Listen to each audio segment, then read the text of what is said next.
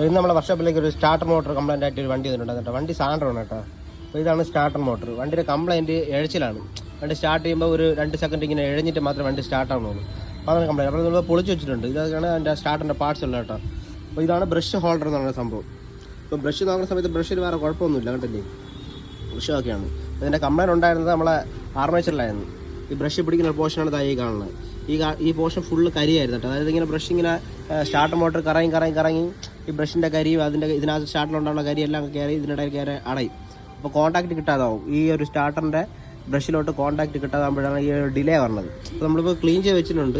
Clean ചെയ്യുന്നത് എങ്ങനെയാണെന്ന് വെച്ച് കഴിഞ്ഞാൽ നമ്മൾ ഫുള്ള് പൊളിച്ചതിന് ശേഷം ഒരു എമരി പേപ്പറുണ്ട്, നൈസ് പേപ്പർ എടുക്കണം. ആ പേപ്പർ എടുത്തിട്ട് ഒരു 1000 അല്ലെങ്കിൽ ഒരു 1200 പേപ്പർ ഇട്ടിട്ട് നല്ലൊരു തേക്കണം. തേച്ചതിന് ശേഷം ഇതിൻ്റെ സ്പ്ലൈൻസ് ഉണ്ട്. ഈ സ്പ്ലൈൻസ് നല്ലോണം വരഞ്ഞു വിടണം. അതേപോലെ ഒരു ആക്സോ ബ്ലൈഡോ അല്ലെങ്കിൽ ഇതേപോലത്തെ ഒരു ബ്ലൈഡോ ഇതേ വെച്ച് ഇതിനെ എല്ലാ പോർഷനിലും ഇതേപോലെ വരഞ്ഞു വിട്ടതിന് ശേഷം ക്ലീൻ ചെയ്തതിന് ശേഷം നമുക്ക് സെറ്റ് ചെയ്യാം. സെറ്റ് ചെയ്ത് കഴിഞ്ഞാൽ വണ്ടി കംപ്ലൈൻറ്റ് പറഞ്ഞാൽ കേട്ടോ. അപ്പോൾ നിങ്ങൾക്ക് ഇൻഫർമേഷൻ ആയിട്ട് തോന്നിയിട്ട് നമ്മുടെ ചാനൽ സബ്സ്ക്രൈബ് ചെയ്യണേ.